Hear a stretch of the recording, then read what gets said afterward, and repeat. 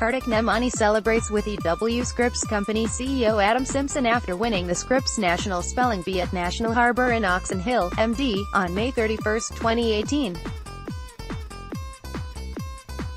Aaron P. Bernstein, Reuters. The end of the biggest Scripps National Spelling Bee in history came abruptly, and it wasn't the conclusion that many expected. Naysa Modi, a poised and charismatic four-time participant whose long spelling career seemed to be building toward triumph, sat next to a newcomer whom she had already beaten this year, at the county level.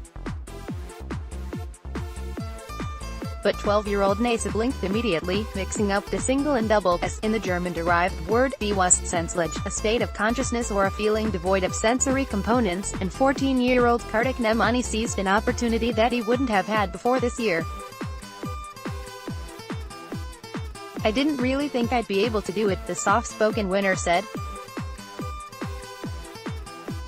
"I had confidence that I could do it, but I honestly didn't realistically think it could happen." Story continues below. Advertisement. Karthik's victory Thursday night put the spotlight back onto the story of this Bee Week, the new wildcard program that Scripps launched to give a chance to spellers like him, who have to compete against some of the nation's best spellers at the local level.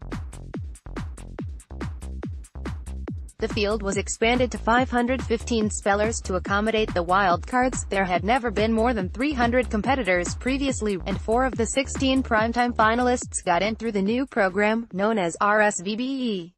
When only 3 spellers remained, all were from the Dallas area, which has long been a hotbed of spelling talent.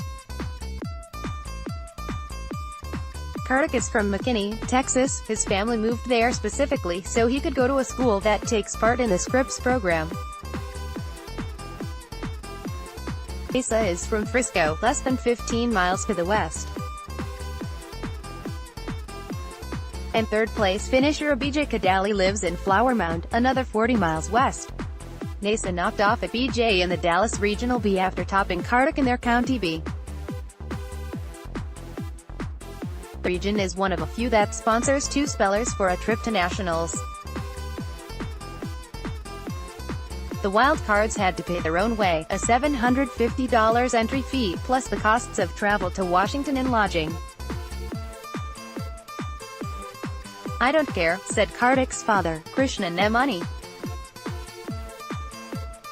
"I know his caliber." Like many top spellers, Karthik was a precocious preschooler. He arranged block letters to spell horse at age 3 and won his first spelling bee at 4.5, his dad said.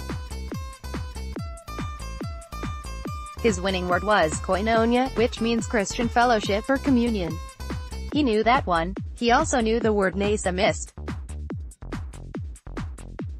But he didn't pretend to be infallible, saying there were about 8 or 9 words in the primetime finals he didn't know, a rare admission for a champion. Story continues below. Advertisement. "She's a really, really good speller.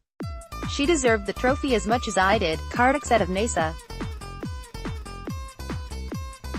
"I got lucky." Karthik is the 14th consecutive Indian American champion, and 19 of the past 23 winners have had Indian heritage. He takes home more than $42,000 in cash and prizes. The win was also a triumph for the burgeoning industry of spelling coaches, high schoolers who've aged out of competition but share their wisdom with younger competitors, for a steep fee. He thanked his coach, 16-year-old Grace Walters, who had her own star-crossed history of never quite getting to the Scripps stage. Karthik also used study materials compiled by 2 well-regarded former Scripps spellers and fellow Texans, Shobha Desari and her younger brother, Shourav, who finished 4th last year and won nearly every other bee he competed in. 6 of the 16 top finishers, including Naysa, studied the Desaris' hand-picked lists of more than 100,000 words. "It definitely makes us feel great," 17-year-old Shobha said. Naysa, who does taekwondo and performs stand-up comedy, will have to regroup after a bitter defeat and try again next year. She'll be in 8th grade, which is the final school year that spellers are eligible. She first competed in the Bee as a cherubic 9-year-old. Story continues below. Advertisement. After her defeat, she was swarmed by dozens of current and former spellers who wished her well, smiling throughout. She was just as graceful as she could be, program manager Corey Loeffler said. Her close friend, Jashan Paluru of West Lafayette, Indiana, finished fourth, spelling with flair and spending most of his time in between words chatting animatedly with Naysa. Karthik, for his part, took no pleasure in vanquishing a familiar foe. "I wouldn't say it was revenge," he said. "We weren't against each other. We were against the dictionary."